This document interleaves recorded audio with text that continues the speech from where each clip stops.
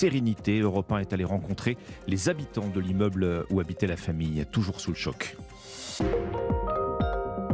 Europe 1. Le journal de 6h30, Fanny Marceau. Bonjour Fanny. Bonjour Alexandre, bonjour à tous. C'est l'info de la nuit à Bruxelles. Après de longues heures de débat, les 27 ont réussi à se mettre d'accord sur une feuille de route pour faire baisser les prix de l'énergie en Europe. Un paquet de mesures qui reste à affiner et qui pourrait être mis en œuvre fin octobre, début novembre. Bonjour Laura Van Lerberg. Bonjour. Vous êtes la correspondante d'Europe 1 à Bruxelles. On connaît déjà quelques-unes des pistes retenues cette nuit.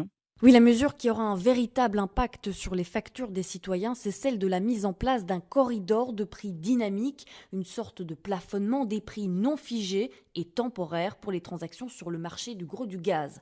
Autre consensus, la généralisation d'un mécanisme déjà pratiqué en Espagne et au Portugal, le modèle dit ibérique qui consiste à faire baisser les prix de l'électricité si ceux du gaz ne diminuent pas suffisamment. Dans ce scénario-là, l'État paye la différence entre ce que verse le fournisseur au producteur et ce que le client paye au fournisseur. Mais une concession est donnée à l'Allemagne. En baissant les prix, il ne faut pas inciter les citoyens à consommer plus, il faut trouver un équilibre. Alors ici, il ne s'agit que d'une feuille de route. La Commission européenne devra soumettre des décisions concrètes et les ministres européens de l'énergie devront quant à eux trancher. Laura Van Lerberg, correspondante d'Europe 1 à Bruxelles.